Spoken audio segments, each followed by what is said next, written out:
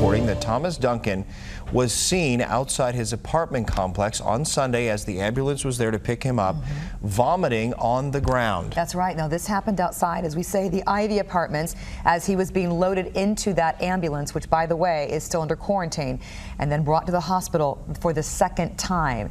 Ebola, as we have reported, is spread through direct contact with the bodily fluids of an infected person, and of course, vomit is a bodily fluid. And those apartments are on Fair Oaks Avenue in the 5 Points area. That's in northeast Dallas. There is no quarantine in place. Their residents have said they are concerned, and this underscores what we know to have been the circumstances, that on Thursday he was at the hospital, had acknowledged he was from Liberia, had come from Liberia a few days earlier, and was sent home with antibiotics. So was there precious time lost there in those few days where that particular incident in which bodily fluids were spread outside of that apartment, that would not have happened had he been observed and kept under observation on Thursday, and the hospital has acknowledged that. In fact, Texas Health Dallas admitted for the first time the hospital made a series of mistakes. As we've said, he showed up first and then was sent home. So here's what we know. The patient told the nurse he was from Liberia when he walked into the emergency room. That was on Thursday night. Then the antibiotics,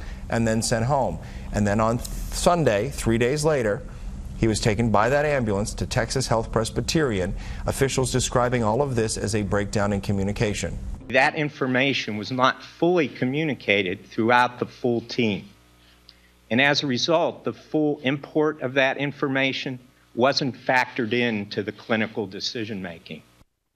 Dallas County Medical Society, along with the health department, sent out a notice to all county providers with new guidelines. They are to collect a travel history from all patients who have a fever and then promptly isolate anyone who reports they have traveled to an Ebola-affected country.